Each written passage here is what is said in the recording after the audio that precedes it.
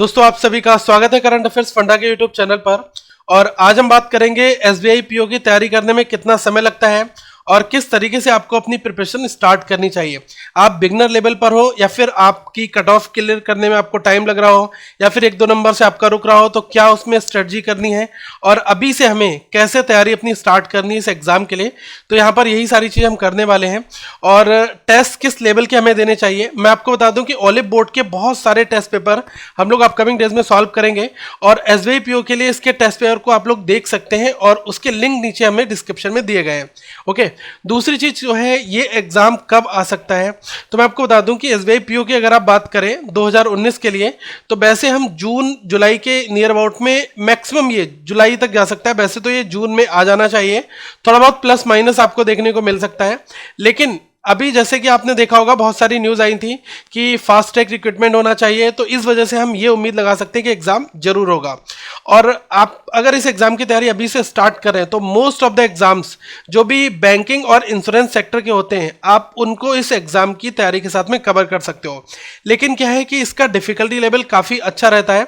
एक आपको और इंटीमेशन देना है कि इस एग्जाम के रिगार्डिंग ओलिव बोर्ड का एक एसबीआई पीओ क्रैकर के नाम से कोर्स भी रन हो रहा है, तो आप लोग उसकी और भी अधिक जानकारी देख सकते हैं, जिसमें बहुत सारे लाइव सेशंस आपको मिलेंगे, जिसमें इंग्लिश, रीजनिंग, क्वांट, जीए, ये सारी चीजें आपको वहां पर देखने को मिलेंगी।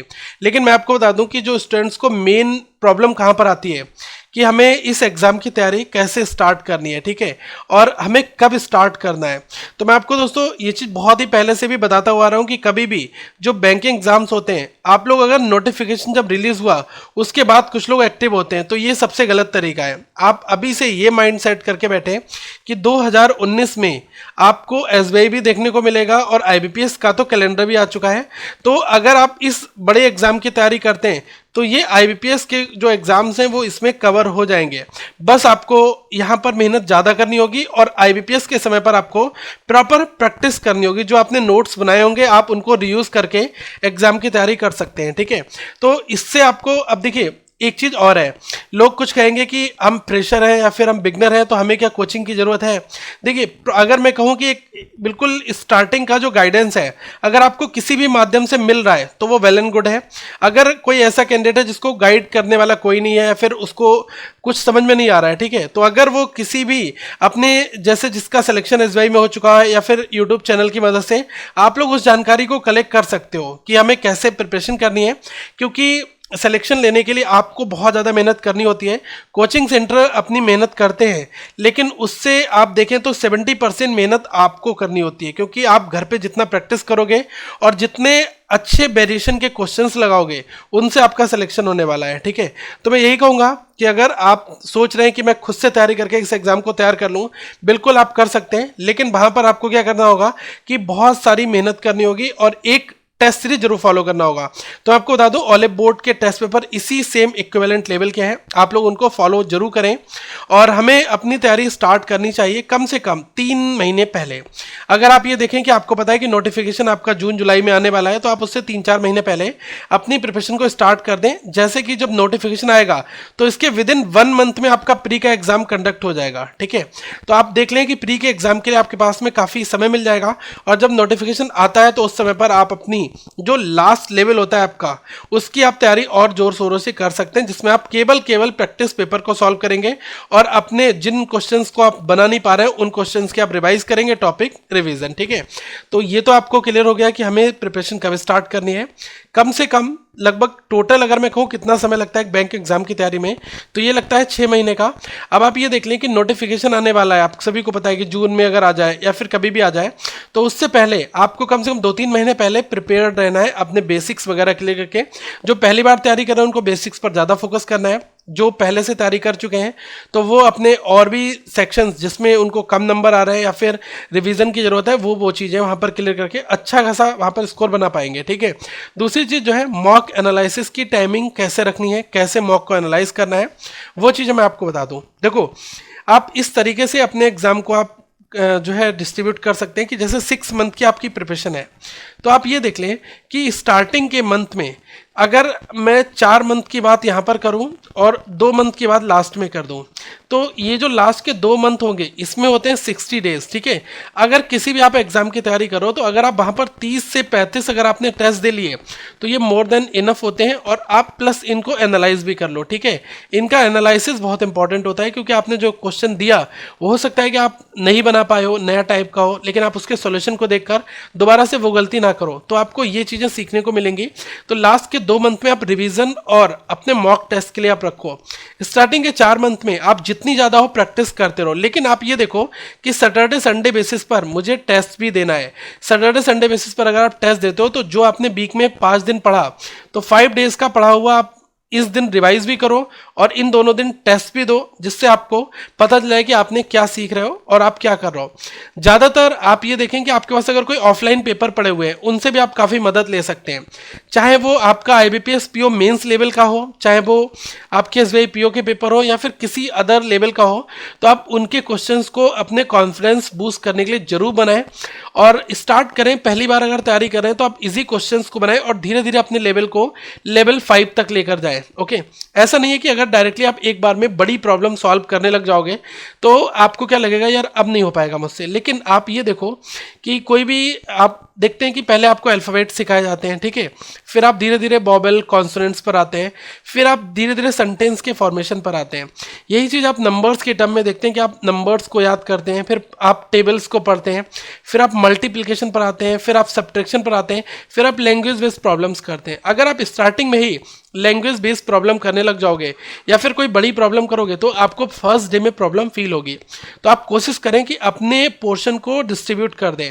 आप जो भी चीज़ करने वाले हैं आप उसको ईजीएस्ट वन से उठाएं और धीरे धीरे लगातार सीखते जाएं और अपने लेवल को बढ़ाते जाएं। तो मैं यही कहूँगा, लेवल 1 से स्टार्ट करके लेवल 5 तक पहुँचने में आपको ज़्यादा टाइम नहीं लगेगा, लेकिन जो बीच का टाइम होगा ये बहुत ही सॉलिड होगा और इससे आपके एग्जाम्स पर पकड़ अच्छी होगी, ठीक है। तो मॉक टेस्ट का एनालिसिस आपको करना है और टाइम मैंने बता दिया, लगभग आप लास्ट के 2 मंथ केवल मॉक पर फोकस करें, मॉक रिवीजन। ओके, और ये वाला जो है कि revision and backup topic at last stage, तो ये इसी का ही सब पार्ट है जिसको मैंने अलग से लिख कर रख दिया है। ओके, लास्ट टाइम पर हम इन दोनों चीज़ों के लिए रखते हैं और जो मॉक है इसको हम वीकली भी बनाएंगे, ठीक है। तो ये तो लोगों की जो प्रॉब्लम है इसका यही सोल्यूशन है, इस तरीके से ही आप करके अपने एग्जाम को अच्छा बना सकते हो। अब जैसे कितना समय चाहिए होता है, ठीक है, नोटिफिकेशन आएगा, प्रीलिम्स का एग्जाम होगा, फिर मेंस का एग्जाम होगा, इंटरव्यू होगा, उसके बाद फाइनल रिजल्ट आता है। नोटिफिकेशन से इंटरव्यू के बीच में लगभग 3 महीने का समय आपको लग जाता है। हाँ, रिजल्ट आने में जैसे को SBI का रिजल्ट जो है वो तो मतलब आपका जिस दिन इंटरव्यू हो गया उसके लगभग 2 मंथ में आ जाएगा, ठीक है। मतलब ये मैक्सिमम लेवल में बता रहा हूँ, मैक्सिमम टाइम बता रहा हूँ, इससे पहले आपको देखने को मिल जाएगा, ठीक है। तो आप ये मान के चलें कि लगभग 6 महीने की तैयारी आपकी होती है किसी भी एग्जामिनेशन के लिए। इसमें ही आपका रिक्रूटमेंट आता भी है और आपका प्रोसेस सारे होते हैं और रिजल्ट भी अनाउंस हो जाता है। IBPS का प्रोसेस थोड़ा अलग है। IBPS जो है इस साल के 2019 के अंत में स्टार्ट होता है, मतलब ये कहें कि आप अगस्त के आसपास में स्टार्ट हो जाते हैं बहुत सारे एग्जाम। लेकिन जो रिजल्ट आपके जो भी IBPS के एग्जाम 2019 में हो रहे हैं इन सबके रिजल्ट 1 अप्रैल 2020 को आपको देखने को मिलेंगे। ये सिंपल सी बात है, ओके। लेकिन और जो एग्जाम्स आएंगे उसमें क्या है कि काफ़ी स्पीडी प्रोसेस से ये चीज़ें हो जाती है। IBPS का भी स्पीड में ही है क्योंकि दिसंबर के लास्ट में भी एग्जाम होते हैं, उसका रिजल्ट भी आपको 1 अप्रैल को मिल रहा है। तो ये भी इसी के आसपास में सब कुछ एक साथ आता है, ठीक है, चाहे वो PO का हो, क्लर्क का हो, जो है, ठीक है, ये सारे आपको रिजल्ट एक साथ देखने को मिलते हैं, ठीक है। अब दूसरी चीज़ क्या है, सिलेबस का मिथ। मैं आपको बता दूं कि बहुत लोग कहते हैं कि सिलेबस बताओ क्या है। मैं आपको बता दूं कि जितने भी बैंकिंग एग्जाम्स हैं और इंश्योरेंस के एग्जाम्स हैं इनका ऑलमोस्ट जो सिलेबस है वो सेम है, लेकिन जो डिफ़िकल्टी लेवल है वो वेरी करेगा, प्लस न्यू पैटर्न के क्वेश्चन वो आपके यहाँ पर आते हैं। मैं आपको एक चीज़ बता दूं कि जो न्यू पैटर्न के क्वेश्चन आपके पिछले एग्जाम्स में पूछे गए उन्हीं को ही ऐड कर दिया जाता है। डिफरेंट जो है आप बुकलेट्स वगैरह देखते हो उसमें, तो उसी से डिफ़िकल्टी लेवल बन जाता है। मैं आपको एक चीज़ बता दूं कि अगर SBI PO का अगर कोई एग्ज़ाम हुआ या फिर मैं कहूँ IBPS PO का एग्ज़ाम हुआ तो इनके मेंस की अगर आप बात करो, देखो प्रीलिम्स में लेवल ऑलमोस्ट जो आपको एक जैसा देखने को मिलता है, लेकिन जो मेंस है उसमें ही मेन असली मज़ा रहता है, मेन में, ओके। अब इसमें जो टॉपिक पूछे गए उनकी प्रैक्टिस आपको करनी है, ठीक है। और जो टॉपिक्स हैं वो कौन से हो सकते हैं, देखो मैक्सिमम जो कवरेज रहता है आपके इन एग्जाम्स के लिए अरिथमेटिक पोर्शन सबसे ज़्यादा होता है। लगभग 10 से 15 क्वेश्चन आपको प्रीलिम्स और मेंस दोनों में मिलते हैं। इन्हीं अरिथमेटिक पोर्शन के ऊपर आधारित, अरिथमेटिक पोर्शन से मेरा मतलब है कि आपका परसेंटेज का टॉपिक हो गया, टाइम एंड वर्क का हो गया, SI CI का हो गया, प्रॉफिट लॉस का हो गया, ठीक है, एज का हो गया, टाइम बोट एंड स्टीम, ठीक है, टाइम स्पीड डिस्टेंस और बोट एंड स्टीम, इसके टॉपिक हो गए। तो ये सब आपका बेसिक अरिथमेटिक में आता है। इसके ऊपर बहुत सारे क्वेश्चन आते हैं, डेटा इंटरप्रिटेशन, पजल्स हो गया और सिटिंग अरेंजमेंट हो गया, ठीक है। ये आपके मैक्सिमम पेपर को कवर करते हैं अगर आप इन्हीं टॉपिक को अच्छे से करते हो। अब देखो, आपका अगर कोई 35 नंबर का पेपर है तो लगभग 20 नंबर का आपका पजल्स आ जाता है। दूसरी चीज़ क्या है कि अगर मैं अरिथमेटिक की बात करूं तो इसमें लगभग 2 DI 10 नंबर की आ गई, 10 क्वेश्चन आपके अरिथमेटिक के आ गए, तो फिर कुछ बचता ही नहीं है। लोग पहले क्या था कि जैसे प्रोबेबिलिटी के क्वेश्चंस 5 देखने को मिलते थे, अब जैसे अभी भी नंबर सीरीज है, ये 5 क्वेश्चन मिलेंगे, क्वाड्रेटिक के 5 क्वेश्चन आपको मिल जाएंगे, तो अप्रॉक्सीमेशन सिंप्लीफिकेशन आपका प्रीलिम्स में मिल जाएगा। तो ये टॉपिक अपार्ट ऑफ दीज हैं कि यहाँ से थोड़े से अलग टॉपिक है, लेकिन मेजॉरिटी आपकी यही रहती है। ओके, अब जैसे जो ट्रेंड्स हैं उसमें मैं बता दूं, अरिथमेटिक पोर्शन में Q1 Q2 आपका बन जाता है क्वांटिटी कंपैरिजन के बेस पर, data sufficiency, arithmetic data interpretation, ठीक है, अरिथमेटिक बेस केसलेट DI। तो ये पोर्शन अगर आप अरिथमेटिक टॉपिक को कवर कर रहे हो तो आप ये वाले टॉपिक में आपको मदद मिलेगी। ये टॉपिक पूछे जाते हैं मेंस लेवल में, ठीक है।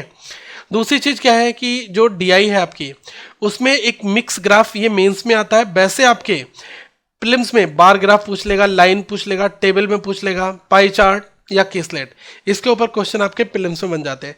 तो ये चीज़ें जो नीचे की हैं ये है बेस। आप अगर जब मिक्स को करना चाहोगे तो मिक्स में क्या है, एक लाइन ग्राफ होगा प्लस एक टेबल होगी प्लस क्वेश्चंस थोड़े से लैंग्वेज बेस्ड होंगे, ठीक है, कि अगर एक ईयर दिया है तो इसका 10% लॉस इसमें हो रहा है, ठीक है, फिर इसमें अगर 300 रुपीज़ और इम्पोज कर दिया जाए तो कितने परसेंट जो है ये होगा। तो इस तरीके से लैंग्वेज बेस्ड क्वेश्चंस आपके मिक्स में बनते हैं, इसका लेवल अच्छा रहता है, ठीक है। तो आजकल ट्रेंड यही चल रहा है। और सेम पैटर्न आपका पजल्स में भी है कि आप पजल्स और सिटिंग अरेंजमेंट में अगर आप देखो तो आप देखो बॉक्स बेस्ड पजल बहुत ज़्यादा पूछा रहा है, फ्लोर पजल बहुत ज़्यादा है। हर एक टॉपिक के ऊपर जो रीजनिंग का है उसके हमने टॉपिक डिस्कस किए हुए हैं, ठीक है। तो आप उनको जरूर जाकर देखें और जो न्यूली अपलोडेड वीडियोज़ हैं उनको मिस मत करा करिए।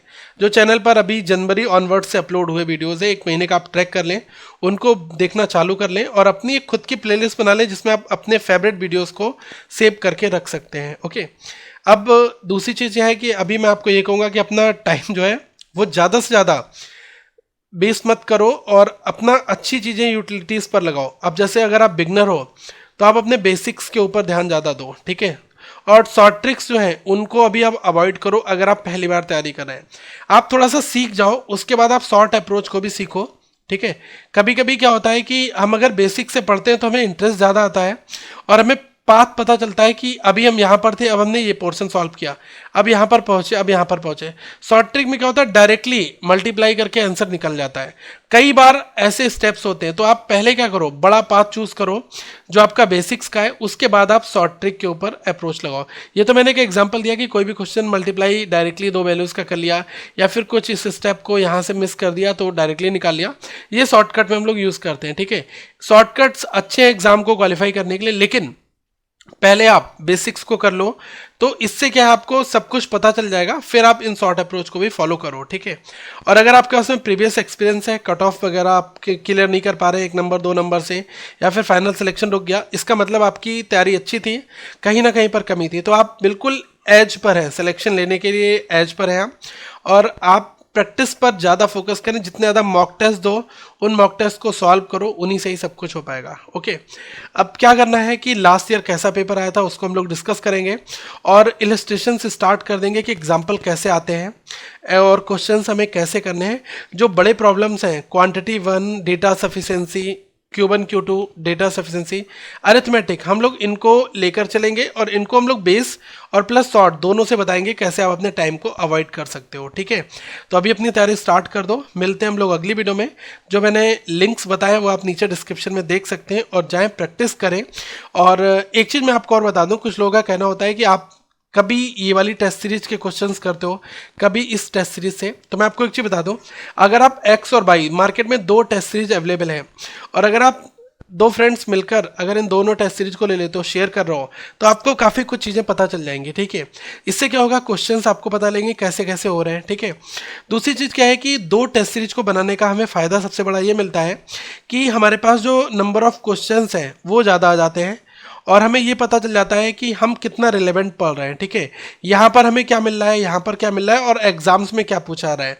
इन तीनों चीज़ों से आप जो नेक्स्ट आपका एग्जाम होता है उसके लिए आप बहुत अच्छे से जज कर लेते हैं। इसलिए मैं कहता हूँ कि टेस्ट एक्स को भी आप दो, बाई को भी दो। इनके जो फ्री मॉक होते हैं आप उनको जरूर अटेम्प्ट करो। अभी अपकमिंग डेज में और भी मॉक में लेकर आ रहा हूँ जिसमें हम लोग फ्री मॉक को सॉल्व करेंगे, जिससे हमें पता लगेगा कि टेस्ट सीरीज का लेवल कैसा है और क्वेश्चंस एग्जाम में कैसे बनते हैं। तो मिलते हैं हम लोग अगली वीडियो में। आपका कोई और सजेशन हो, क्वेश्चन हो, आप जरूर पूछें तैयारी से रिलेटेड, एसबीआई पीओ से रिलेटेड। और बहुत जल्दी इसके लिए कोर्सेज हम लोग डिसाइड करने वाले हैं और स्टार्ट कर देंगे, ठीक है। काफ़ी सारी प्रिपरेशन आपको मिलेगी, ओके। और मॉक एनालाइज करना जरूर, बताया मैंने आपको कि सेक्शन वाइज सोल्यूशन आप निकालो, प्रैक्टिस करो सिमिलर टाइप के क्वेश्चंस की, ठीक है। जैसे 100 क्वेश्चन हैं आपके और आपने मॉक अटैम्प्ट किया, आप लगभग 35-40 ही बना पाए फर्स्ट अटैम्प्ट में, कोई प्रॉब्लम नहीं। लेकिन आप 35-40 में देखो आपके कितने सही निकले। जो क्वेश्चन गलत हुए हैं आप उनको सही करो, उनको नोट्स में बनाओ और उस तरीके के सिमिलर क्वेश्चंस आगे फ्यूचर में गलत ना हो। यही मेन एनालिसिस होता है मॉक टेस्ट को एनालाइज करने का। आप इस तरीके से करोगे, आपको फ़ायदा मिलेगा, रिजल्ट आपका अच्छा आएगा। मिलते हैं हम लोग अगली वीडियो में। Thank you, have a good day. यहाँ पर कुछ प्लेलिस्ट हैं और आप इस यूट्यूब चैनल को भी सब्सक्राइब कर लें और इस वीडियो को लाइक करें, शेयर करें और ज़्यादा से ज़्यादा लोगों को इस चैनल के बारे में बताएं। Thank you, have a good day.